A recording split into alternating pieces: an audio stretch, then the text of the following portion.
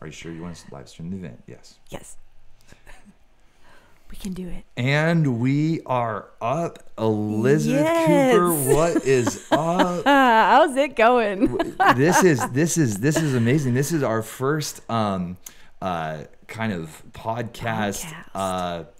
Video cast in this particular format. Right. And super exciting. And I appreciate your heart. You are a true pioneer in that you've been just sitting in my office for the last hour and a half as I've just been like tweaking and trying to just get everything. It's okay. Everything going. So it's, the price we pay for excellence, right? Yeah. Come on now. Come on. Let's do it right. Yeah. And, I mean, because I've been trying to do this for like the last few days, and keeping a lot of people waiting. Yeah. And so thanks for waiting. Sure.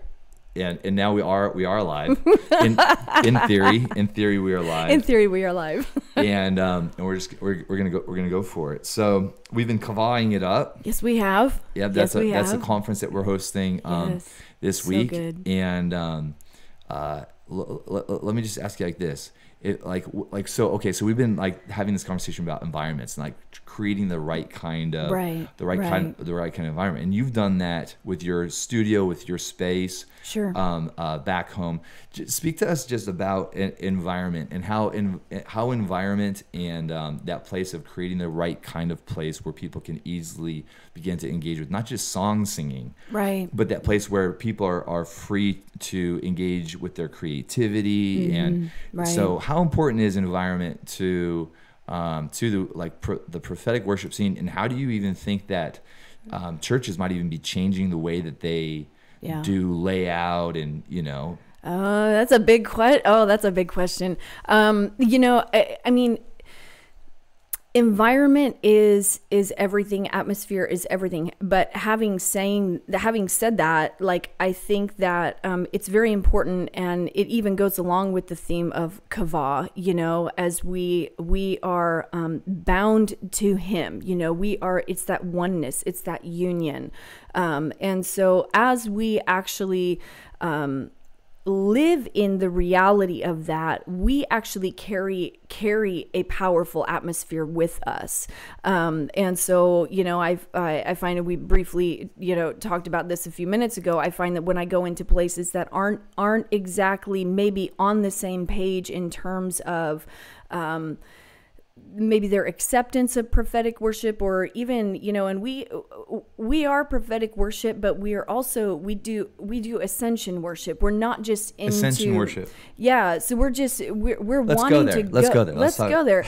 We're wanting to go into heavenly realms. We're wanting to, and of course there's this thing of we are in. We are, that is the reality, but it's awakening our perception, awakening our hearts to the reality of where we are actually seated, and the access that we have, and apprehending our full inheritance, really. And so, when I go into places, and people have asked me this before, do you find a lot of warfare in certain places, and places that don't necessarily agree with everything that that we do, and we do modify for certain places that aren't used to the full meal deal of kind of what we do, and that's okay. We can do a hybrid type of scenario to shepherd people, really, but yeah, do you face a lot of warfare? And my thing on that is kind of like, I endeavor to walk in an atmosphere that, I carry an atmosphere with me. And I picture this, I'm in a bubble. I'm in an atmosphere where that stuff is not allowed. Cool. Cool. And so, no demons allowed. No right? demons allowed. This is a no trespassing zone. Yeah. Proud to say no demons in this bubble. Right. That's not to say there aren't challenges and whatnot, sure. But I don't like to be focused on that. And I think that there's a higher truth. There are higher dimensions that we need to be walking in and apprehending in terms of that, and in terms of our thoughts about warfare. So. Yeah. Awesome. So I know that we're all seers. we're all sons, right? Right. But there's different probably levels of engagement, probably perhaps different layers of seeing. So would you say that that when you look at your own, I'm just gonna ask you, are you a seer? Yeah, I do see. Yeah. Are you watching stuff all the time? I'm always wondering, like, what are you actually, like, what are you, like when I'm leading? Yeah, to what degree are you, like, seeing and actively, or to what degree are you just basically kind of more sensing and engaging by faith, Mm-hmm. Yeah, it's a mix. It's a mix. And of course, I'm always endeavoring to apprehend more and to walk into more and to perceive more, and walk in that reality. But some of it is by faith, and some of it is by I'm sensing. And I like to employ every sense, with the Lord. It's like, I don't want to just see. I don't want to just rely on that. I can't, there are other ways to perceive. And so I'm like, I want the whole thing, and I want to be all in with that. And so, there's a large percentage where I am actually seeing things, or I will hear things. And there's kind of a fine line. I mean, this is a big subject about, the kind of worship that we do. How do we help the people engage, but also be in that realm and usher them in, So I need to be connected to that. But there have been times when, and I was just talking with a worship leader recently, it's like, there's times when I go way out far, and I know that the people aren't there, but they'll come a little bit further because I went out there. They'll just come a little, they won't be where I am, necessarily in that meeting at that time, but because I go out further, they will just take that tiny little baby step further than they have gone before. And that's progress. Yeah. Awesome. That's progress. And so, and then there are other times where, I've gone way out far, and my heart has not been right in it. I'm frustrated with the people, or I'm frustrated that we, the church, we just get frustrated. And so, I will go out, and the Lord will tell me, hey, like, you just left them in the dust. Like, you need to go back and get them, because there is value to, Jesus was a shepherd, right? And so I feel like a lot of forerunners, can get caught in this thing of, I'm a forerunner, I can't pay attention to where the people are. And I think that there is a balance there, and I think that there are truths and principles within that we need to grab hold of as forerunners, to go, no, we actually care where the people are, but we don't care that we're out further than them and they're a little uncomfortable. Right. We don't care about that. We love them so much that we actually want them to be a little bit uncomfortable, so they'll come a little further, so that they will come into more of their inheritance. Right? Yeah. And you care, but you don't fear them. Exactly. It's not the fear of the people. There's no pressure. That's motivating where you're going. It's the fear of the Lord, the wonderful fear of the Lord. Exactly. That's Question for you: like, do you, like, I know you refer to yourself as a worship leader, but, like, do you really? Like, have you invented kind of a new title, for yourself? I mean, no, I haven't, but maybe I should. That's a good idea. Some worship leaders do that, right? Like, I've heard, like, Paul Balash, him, like, oh, really? What did he? Eyes of my... Yeah. Oh, gosh. It's my Paul Balash impression. Right. No, he's a cool guy, but I know he's like, I'm not a worship leader. I'm a lead worshiper. Oh. Jesus is the worship, like. Oh, I gotcha. Yeah. Like, you can't just have a title. You gotta have like a cool speech that goes with it, right? Like, okay, but I can see you calling yourself like, you know what I'm saying? Because it just. What can you see me calling myself, Darren? It just seems like it just seems like you're not just leading worship. I mean, it doesn't feel like your primary objective is to lead people into worship. Right. My primary objective is to lead people into an encounter with God. That includes worship. That is your primary objective. To lead them into an encounter with the Lord. You're more of like this, and I'm not arguing with you or anything, but it seems like you're like you're on this like endeavor. You're like on this like worship adventure to accomplish things in the Spirit, like corporately with a room full of people, and they can either go with you or they don't have to. But you seem like you just seem like But if they can encounter the Lord, then they can go. They can see. They can go. And I'm not trying to tell you who you are. No, this is really good, because that is actually that's an amazing, encapsulation of, because yes, that's what we're doing, and I am on a mission to do that. But part of that mission of getting business done in a corporate setting is I've got to lead them into an encounter where they can connect, so that they can get their mandate, their mission, so that they can connect with what are we actually doing in the Spirit, right? Wow. And so there's been this myth of around unity and worship in the church, I feel like. And, growing up, I would always hear, when we're singing the same songs, and I would even hear the pastors like, this is a great service. We were all in unity. Well, unity is not sameness. And nowhere in the Bible Unity is when everybody is quiet at the same time, so the pastor can be heard. Oh, is that it? Okay. I'll remember that definition. No, don't repeat that. Hopefully nobody heard it. Darren says. Yeah, but it's like nowhere in the Bible do I see that they were in unity. They were doing the same thing. No, they were oneness of heart. There was a union of the heart. And so, my goal is that, we come into a place of such power and unity in a corporate setting, in worship, where we're not necessarily doing the same thing. We're not necessarily singing the same song, but we are all in one place in the Spirit. We are learning how to actually engage with God and not with the song. We're looking for vertical engagement, not lateral engagement. And the church has been very focused on lateral engagement and making people comfortable feeling it with those feelings, the kumbaya thing. I'm just like, I'm after something bigger. I'm after something greater. I'm after something that gets business done in the Spirit, and that can look a lot of ways. That can look like, prophetic intercession and legislating, and, legislating with sound and our words and all of that stuff. But,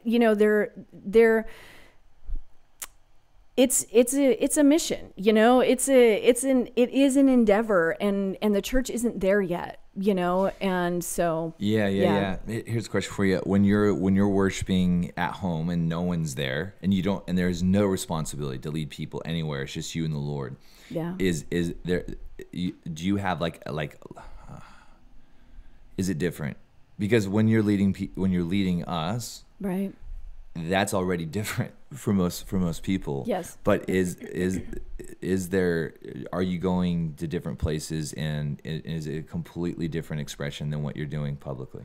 It is not a completely different expression, but I go further. Cool. And I go deeper. I linger in realms, and I linger and I learn, and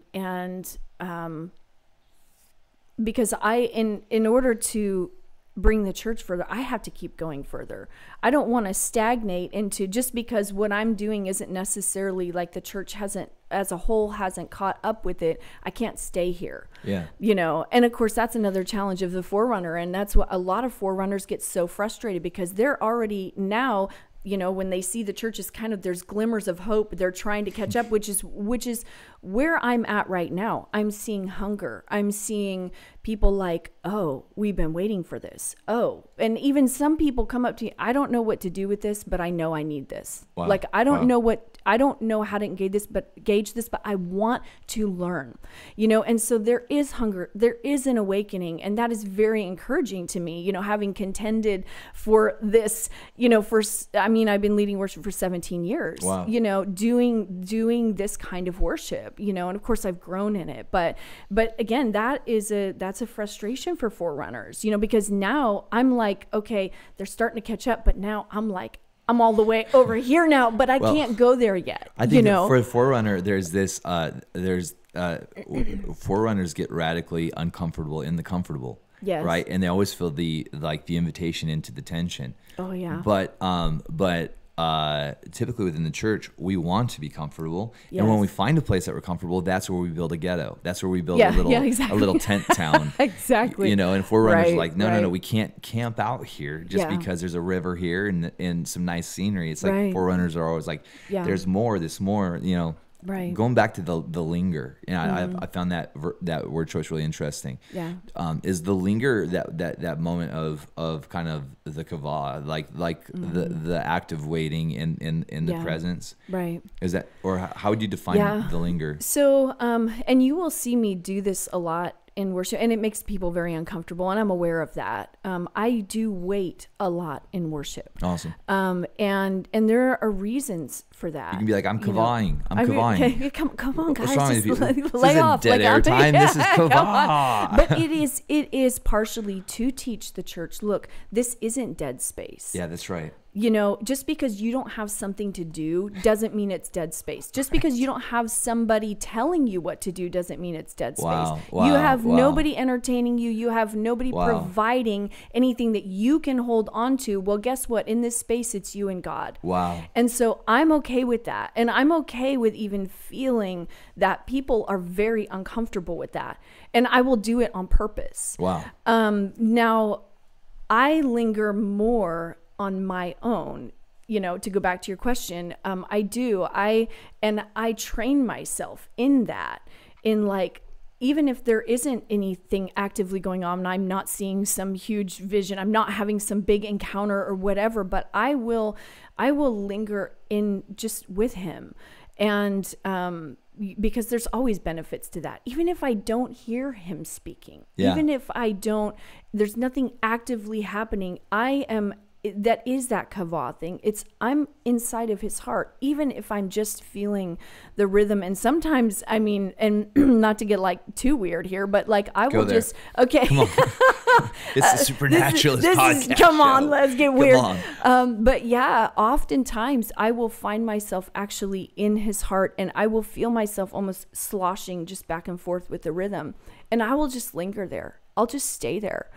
And, you know, you can never go wrong lingering with the Lord. You can never go wrong, with that union, with that oneness, with coming into just, you know, the kavah. Like, and I love that word. And I have taught on that word for actually a long time. And I've just loved it for years and years. And, you know, because that scripture has been just a really key scripture for me. And when I discovered that word, because I always go back to the Hebrew, right? When I discovered that, I was like, oh my goodness, this changes everything.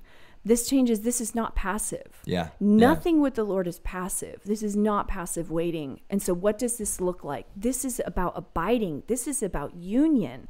This is about coming into the fullness of just like uniting with his heart and living there. You know, and living out of that place, living out of the realm of who he is and his name, you know? Awesome. Yeah. What are you hearing? I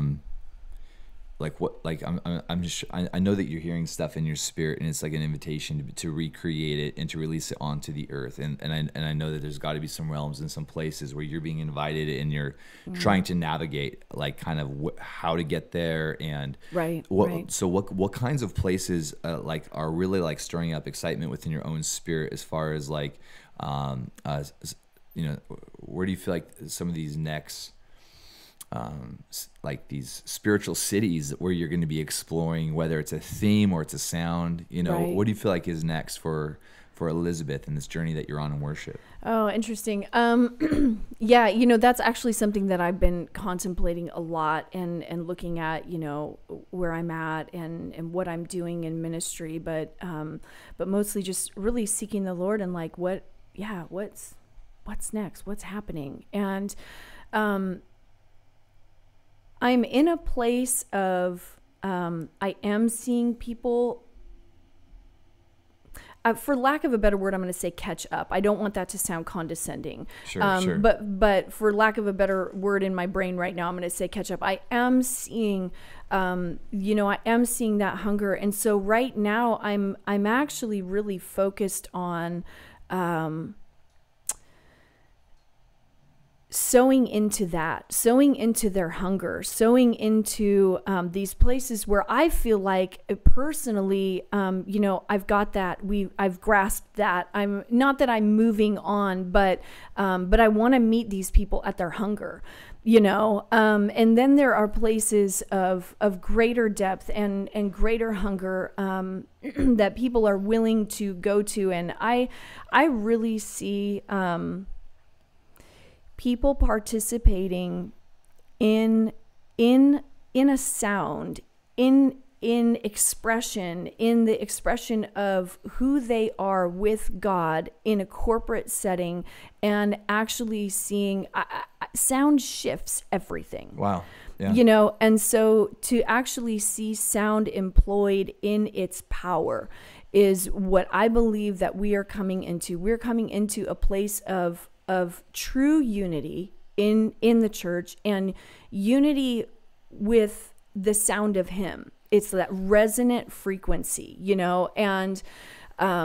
and I say this a lot, you have two tuning forks. You strike one, the other one has similar characteristics. Wow. Whose image are we created in, right? Wow. So you strike the first tuning fork, and the other one you don't strike, but you bring it into proximity with the one that is vibrating, and what happens? It starts to vibrate. It starts to just and they sound the same.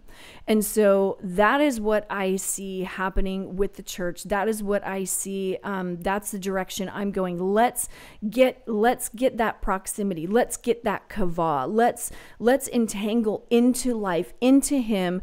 And then we, as He is, so are we on this earth. We sound like Him. We look like Him. We radiate like Him. We are the frequency of God in the earth. And so what we release actually shifts and creates everything. Our words create worlds. We actually frame up the reality of who we are and everything around us. So it's a government thing. It's a governmental thing.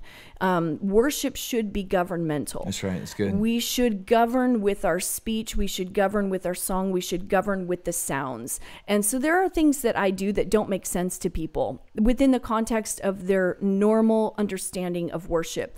Why are you making that sound and we're not doing anything else? Why are you doing that? There are reasons for that, because we are, as prophetic worshipers, we should be engineers of the sound of heaven, that then that sound is taken and it governs. That's awesome. Yeah. That's awesome. One of the things I was thinking about when you were talking about is, and I do realize that with titles, it's easy to box things in and to overly simplify. And I know that, Sure. but if I were to go there, just for the sake of actually opening up possibilities, not Sure. locking worship leaders down, Yeah. and under a title, it is kind of interesting how the role of the fivefold could be applied to the diversity of leaders within the worship scene. Yeah. And I was just thinking of that whole thing between like prophets and there's this place of prophetic worship that's radically different than perhaps pastoral worship, Right. or even teacher worship, if there's Sure. such a thing. But I also just think of this place of the apostolic and the prophetic working together to build a foundation where something new can be established on that. Right. And that's one of the things that you were chatting about is this place of actually building something, really Right. building something with the worship, Yeah. as well as really prophetically establishing it, looking into the future and pulling those future sounds and those Right. those melodies and those phrases that I think of the word pictures that you create with your lyrics, that where you sing it immediately paints a picture in front of you. Right. I just think of living inside the thunder, right? Right. Yeah, And then yeah. you do things with your words and with your lyrics where it puts us in places we wouldn't normally be. Right. You do things with some of the lyrics regarding the wine. Right. And I'm trying to think of some of the examples, but you do things Sure. with wine that Yeah. you typically wouldn't Yeah. do things with wine, Yeah, and, yeah. and it puts you in these environments where you're now Right. worshiping from a realm that you wouldn't typically worship from. Exactly. And I was just thinking about that whole thing of that there's obviously a larger function than just getting everybody to sing the same song at the same time. Yeah, exactly. And hope that God's glorified Right. in it. Yeah, exactly. But yeah, so that's not really a question. It was just kind of a thought. Well, it's a good thought. And a couple things And I do see that there are functions, there's different styles of worship. There's different functions. They're used for different things. I do believe that every expression of worship needs to come higher. Wow. No matter what its function. There's power in singing pre-written songs. I'm a songwriter. Like I love it. Right. But that's primarily right now. And my primary mandate corporately, especially right now, is not that. Right. And so, but there should be, and I have said this for years, there does, with this kind of worship, there has to be a teaching element. We have to be singing theologians. Wow. We have to actually bring something deeper than surface principles and understanding. Well, because you are anyway, and that's what I was going to say. That right. all singers, period, any songwriter, whether secular, that you are singing your theology. Yes, but it could be radically dangerous in the sense. Right. That you get people singing this and they're adopting theology. Exactly. Even the understanding of dynamics outside of the kingdom. Yeah. You can get people singing something and they're like, well, I don't believe that, or I don't even like this artist. I just like the song, I like the melody. Yet they're declaring the words over themselves. Yeah. And so I think that's where like there needs to be greater accountability. Like I'm all about artistic expression, right? Sure. But there also needs to be a greater accountability. Yes. For the things that we're releasing from stages when it comes to worship, because of especially that as artists we feel so much, and that place of feeling creates this place of vulnerability and art that people can connect with. Right. But in that place of isolation, if we're declaring this realm of separation as the reality, I mean, it's just what Justin's been talking about, what you're singing about all the time. But I was just thinking about that, I agree. Like as worship leaders, you are a theologian, and you're either a good theologian or a bad theologian. And there's got to be a greater level of accountability in worship, because there's a lot for preachers, I think. Yeah. And but there's not necessarily a lot of accountability for songwriters. You can kind of go anywhere you want because it's art, you know? Exactly. And people dismiss it because, well, for the most part, people are mostly disengaged during a normal worship set. They probably don't even realize what they're, you know what I'm saying? Like most churches that I go into that are having like a normal worship, people are mostly checked out. They might be singing, but they're checked out. They're not checked into any sort of like spirit of truth, right? So it's like, what? There is no check. We're just all in here like zombies doing our songs, you know? But you know, aerobics class. Maybe, if it's a good service. Right.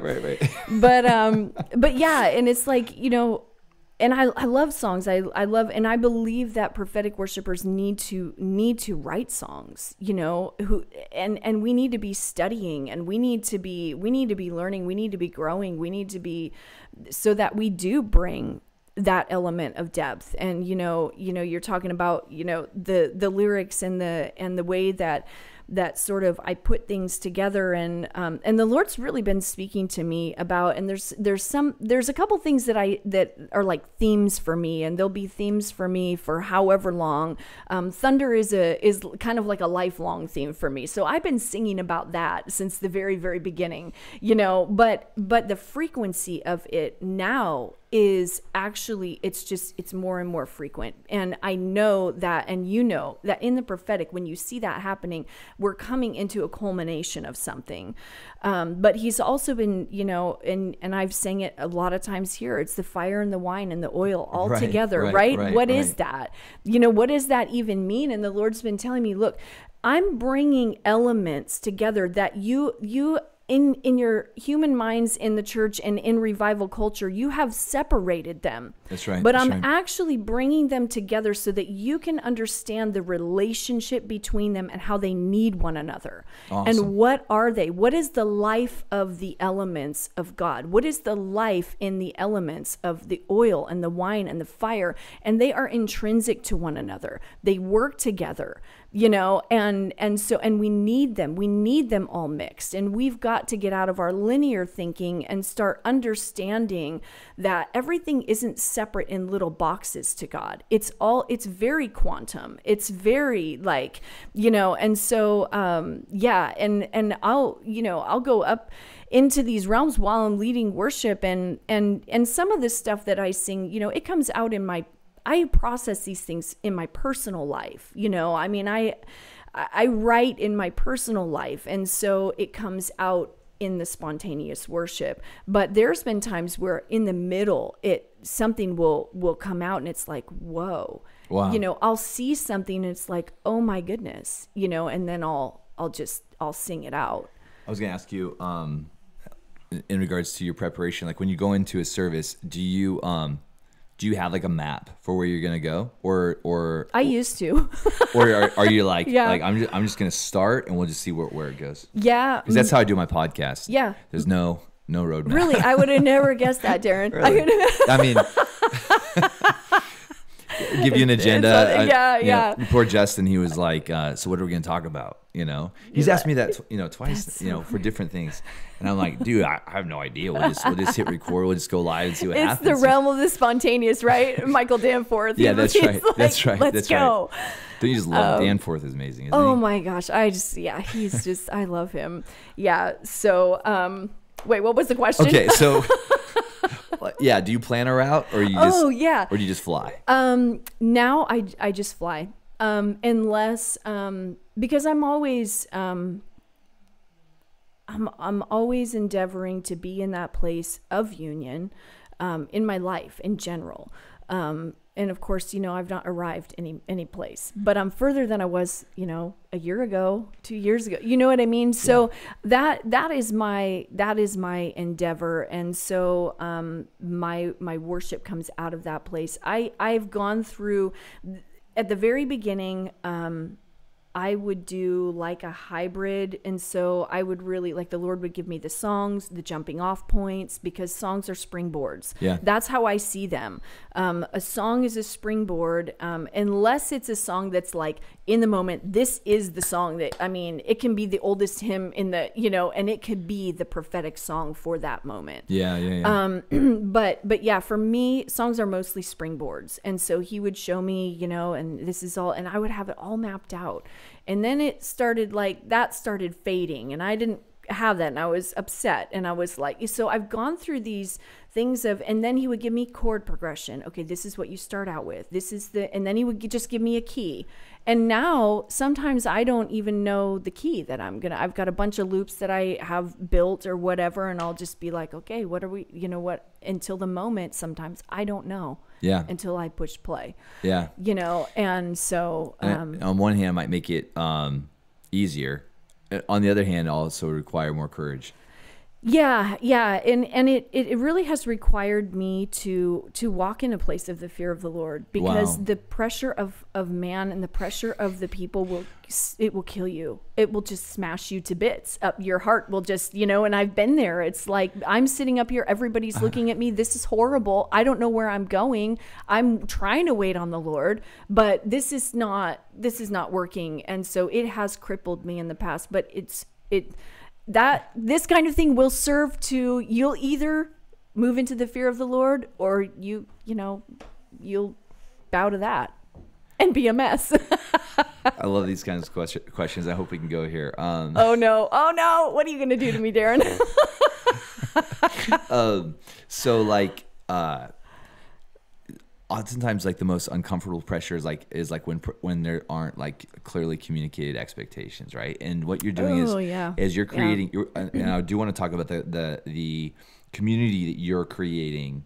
Like, you're intentionally creating. You and Daniel are intentionally creating this worship community, both online and in an actual location where you can gather and do really cool stuff. Sure. So I want to talk about that. But first, because what you do is you're kind of an itinerant worship leader, right, an itinerant pioneer, right. And so, like, what are some of those times where, like, the pressure wasn't like not communicated, but there were like clearly there was like an expectation to like pop it, or an expectation to like can you share any stories where there was like kind of like an unfair expectation to do something that only got like, that's a very specific question. That's a very specific question. And you know what? I don't actually think that I can think of, because I'm going to do that tonight. I'm going to be like, you're going to put that pressure on me tonight? Yeah, I mean, like, Elisabeth, here's the realm where I want you to take us. Oh my goodness. All right. Well, it's above the throne room. It goes all the way up. Not directly above it. It's like 1 o'clock, between 1 o'clock and 2 o'clock in the heavens. Now take us there. No. Oh my goodness. Yeah. You know, I think that what we do is,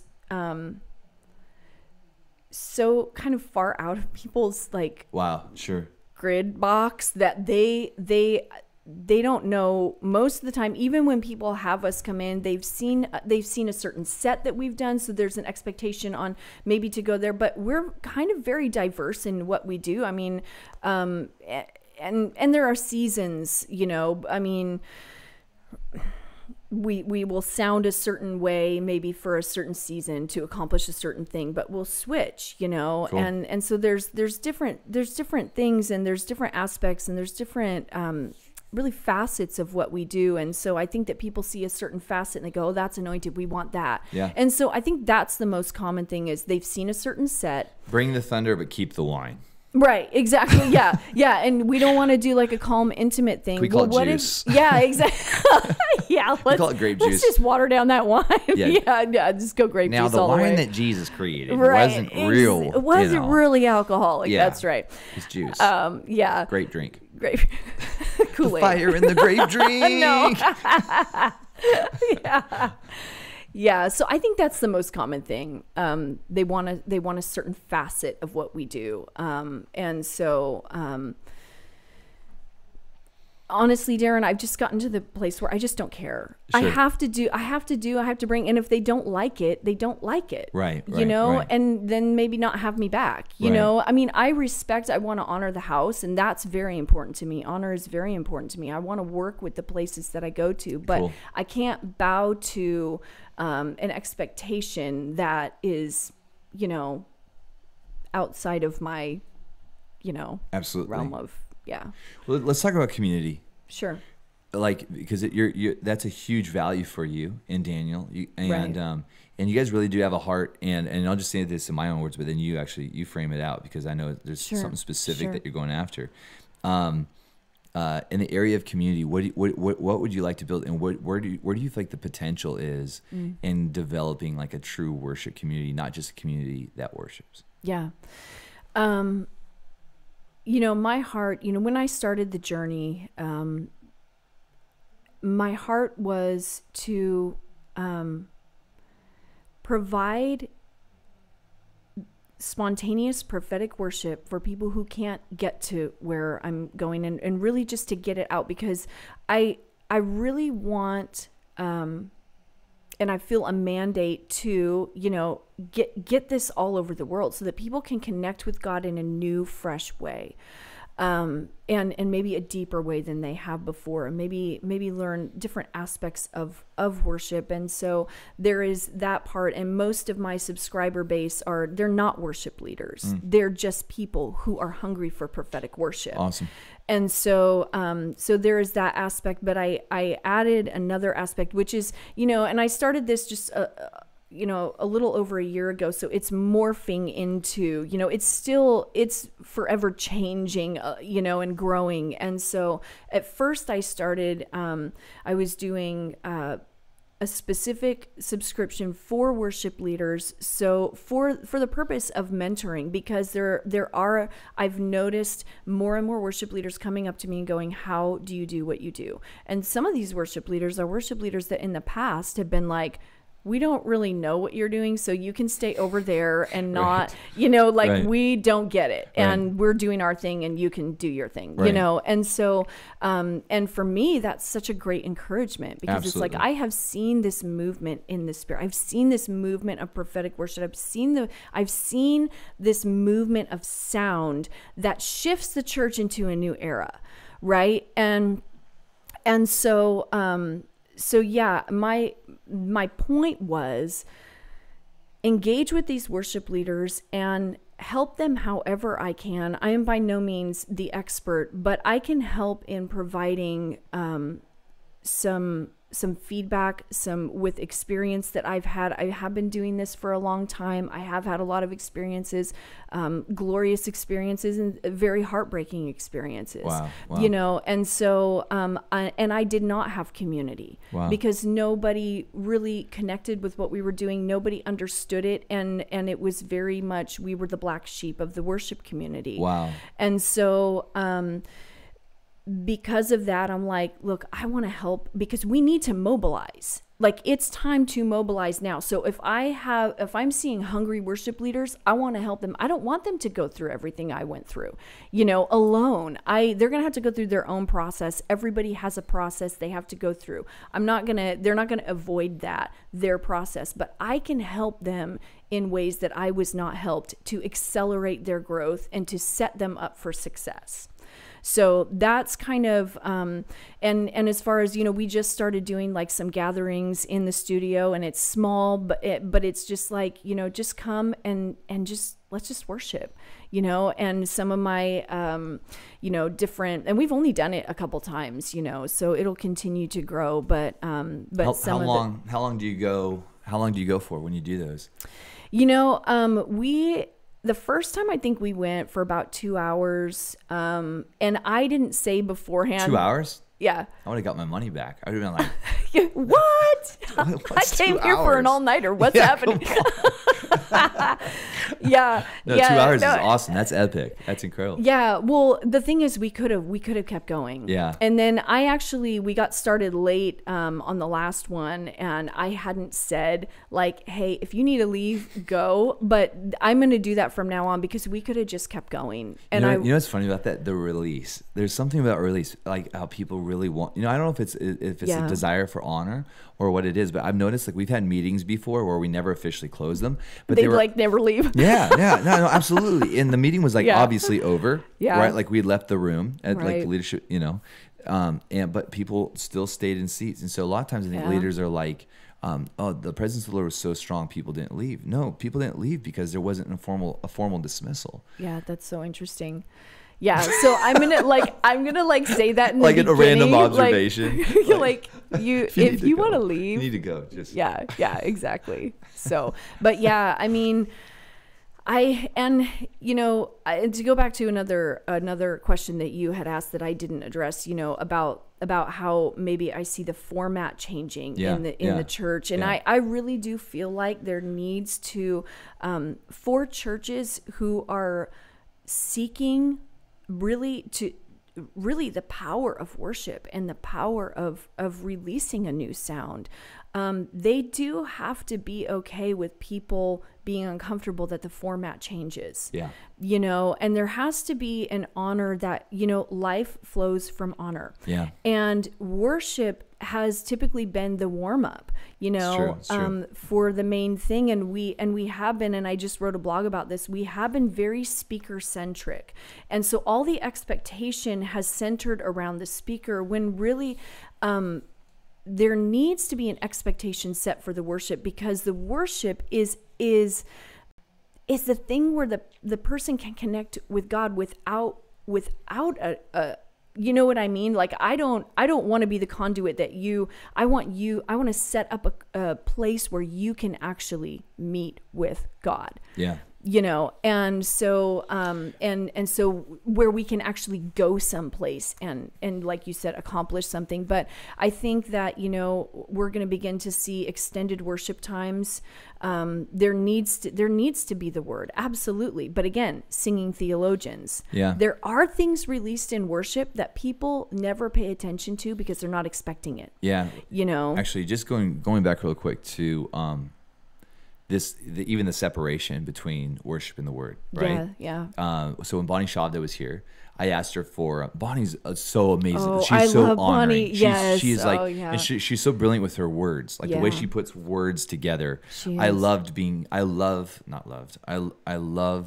praised by Bonnie. Yeah. Because the way that she puts things together, you're like, I wish I could record this because I'm not capturing what you're saying right now because I don't know what word that is because I have a very limited vocabulary. But like, you know, she. I think you have a great vocabulary. It's been a lot of work, but she. Like she puts these, so I finally sat down with her. I said, all right, in private, I said, Bonnie, I love just how honoring you are. But each time Bonnie's come, I've always sought her for uncensored honesty, like her uncensored feedback. She's good at that. I love it. And to be honest, like that's what I remember because every time she's come here, she's always had so much praise and words of affection. But I appreciate that. I don't remember that. I remember kind of the wounds that come from a friend, you know? Sure. And it's been so helpful and not just affirming, but confirming when the opportunity comes to actually really do something. Because grace always offers an opportunity to actually change something, to confront something, it's right? An empowering thing, Yeah. And so when she was here, she said, one of the things that really confuses me is that your house honors the sound and the new sound. There's such a freedom to explore that space. That's very, very rare. Yeah. And yet, the minstrels leave the stage. Yeah. Yeah. She goes, they leave the stage. And I don't understand, like, why, if you value the sound and you realize the power that comes, she's like, there's a glory sound and the power flows from the glory sound. Right. And so she's like, when you understand that, you would never want to ever remove that sound or even if they'd stop playing, that they have the discernment of knowing when to assist. Yeah. Because like the word needs to come from the sound. Exactly. And and yeah, that's so like good. It's something I never thought about that Whenever before. I speak, I have somebody playing behind me. Wow. I won't either that or I will have music playing. Wow. But I prefer to have somebody playing live behind me always. Because and when I speak, I will go in and out of singing and whatever and speaking, but yeah, it is powerful, and there is something about music and tonal and melody that opens our hearts in a way that just speaking doesn't, and singing is the same. There's something about that, those fluctuations of tone and intonation, and it's powerful. Yeah, it certainly is a cool conversation to begin having. I think there's like you said, a level of teaching that needs to probably come. Like that's not even for the greater assembly as much as this got to be revelation first, right? A certain amount of revelation. Yeah. But then it's more about the empowerment and then the cooperation and then the ability to be able to just stay in relationally, to be able to stay in sync, to see where there were opportunities, and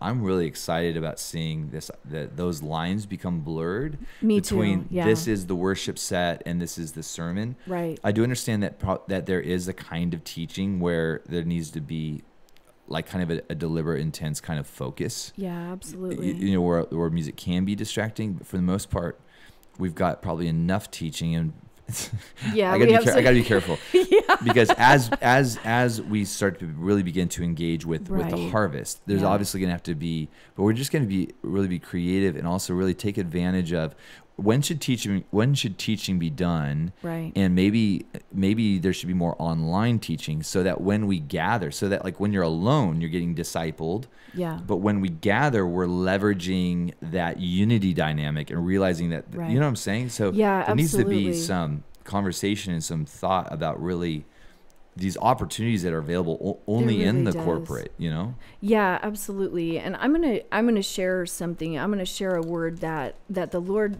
gave me years ago, and this word, it seemed like a very hard word, but it was actually a word of encouragement. It was actually a word to build, and this is what the Lord said to me about the church and the Western church and the structure. And he basically, these were his words: shift or be sifted. Ooh. And I said to the Lord, what does that mean? Shift or be sifted? He said, I'm not going, there may be, a sifting in leadership, people who are not going to cooperate, but the structure of the Western church has to shift into something that looks like the kingdom, or it will be sifted into something that is not viable. Wow. It is not, there's no life, and it will die. Wow. You know, it's not going to be something that is going to shift culture. That's not going to be something that is going to have any bearing on, you know, social, economic, governmental. It's just, or even people's, just normal people's lives, you know. And so if we want to come into a place where we are influencers and we are viable and we are, what's the word I'm looking for? Relevant. And I'm not saying that in a pop culture type of way, but relevant to the kingdom. Heavenly relevant. Heavenly, yeah, heavenly relevance. Exactly. Like, there has to be that. And if we do not shift, the structure is about to be sifted, and we are going to see such an amazing change of landscape in the church. What we are used to seeing, it has to change. It's not working. That's right. It's not working. That's right. And so there has to be creative, innovative. We have to think outside of what we have previously done and the structures of liturgy that we actually, even as charismatics, we do, you know. And so brave pioneers are needed, you know, creative, entrepreneurial, you know, the thinkers, the engineers of the kingdom need to come forward and be like, this has to change, and there is vision for the way forward, because there are blueprints. Yeah, you know, I was even thinking about just now while you're talking about the book of Acts and how they would go to temple, but the context of their Christianity was actually being played out not at temple, right? Like the context of their Christianity was being played out throughout the week. Yeah, and so they'd go to temple, and it was fairly traditional. Yeah, and pretty very Jewish, and probably if you're a Jew, I don't know what temple would look like for the Gentile experience. Sure, but it was like the Christian context for revival wasn't taking place at the temple necessarily. Like they weren't doing revival meetings, right? At the temple.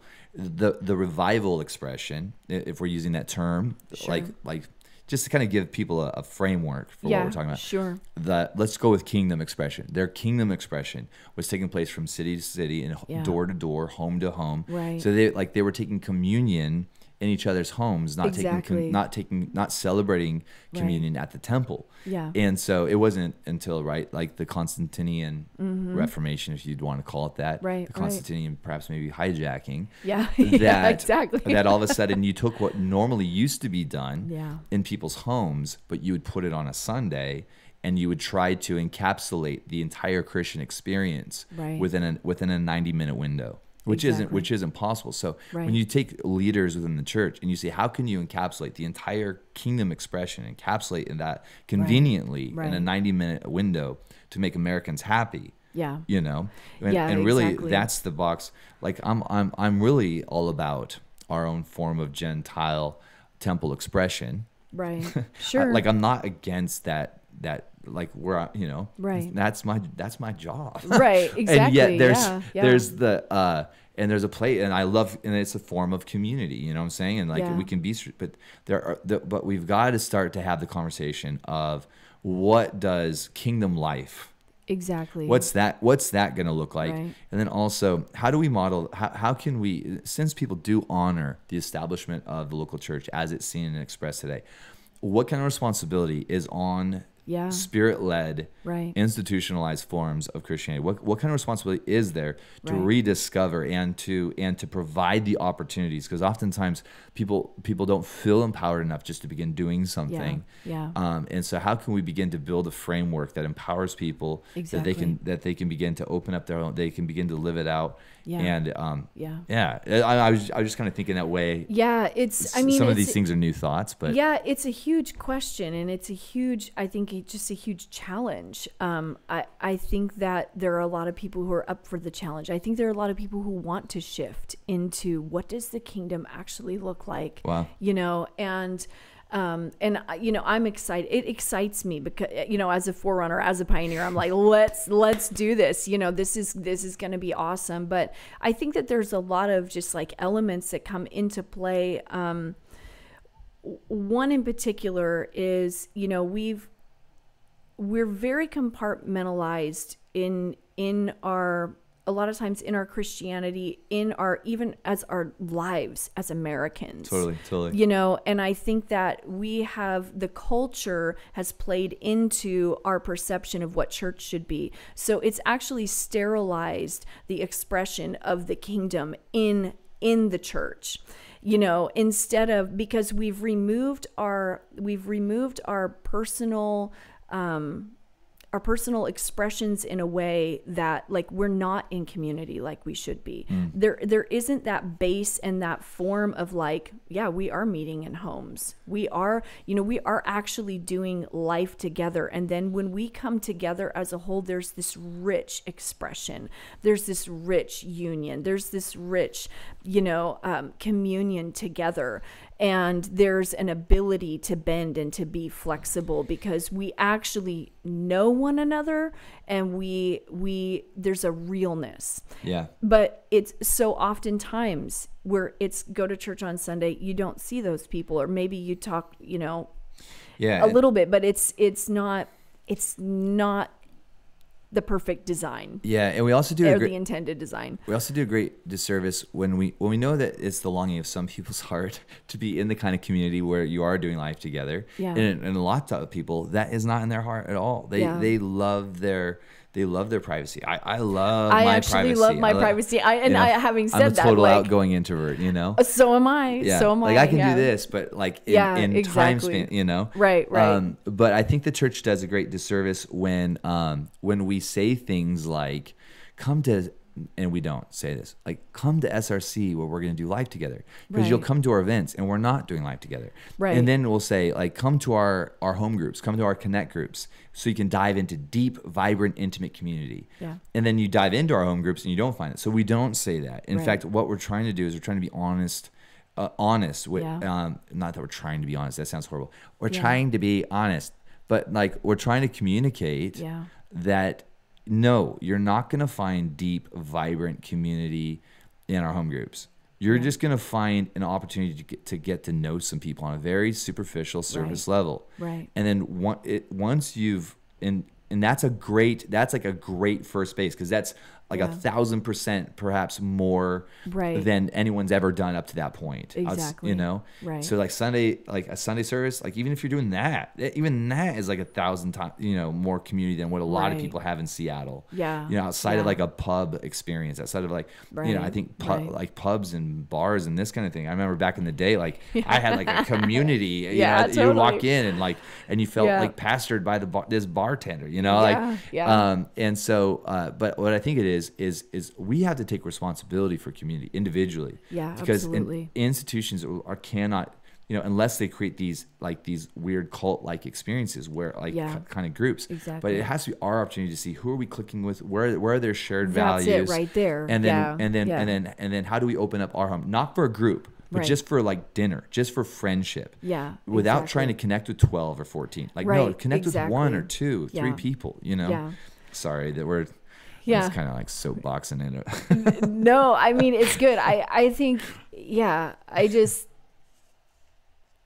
mean, we can't be best friends with everyone. You know what I mean? That's the reality of it. You can't do life with everyone, but you can do life with the people you do life with, and I think that's such a, I think that right there is such a valuable point and a valuable, and the church has not, we've not taught people how to do relationship well. Right. And so there are these like realistic expectations when people are hungry, but then they want it a certain way. And it's like, this can be really weird and it can get really unhealthy. Totally. But it's like, we've got to begin to, what does it look like? Just explore the possibilities and like, what does this look like to do healthy relationship, to teach people how to live in community in this day and age, and what in the world does this look like? Totally. Yeah, absolutely. Yeah. Well, Awesome. Yeah. We ran the gamut there.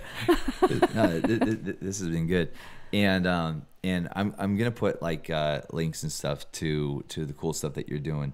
But what's something that you have coming up that you think would be good for people to kind of stay in sync? Like are you gonna have something open, or you have anything coming up where that you'd like to just kind of talk about it, just kind of get it out there right now so people can kind of keep their eyes open or ears open? Or I actually don't. Okay. I don't have anything planned for another live worship night. Just say this, like say we have so many amazing things coming. You're gonna have to.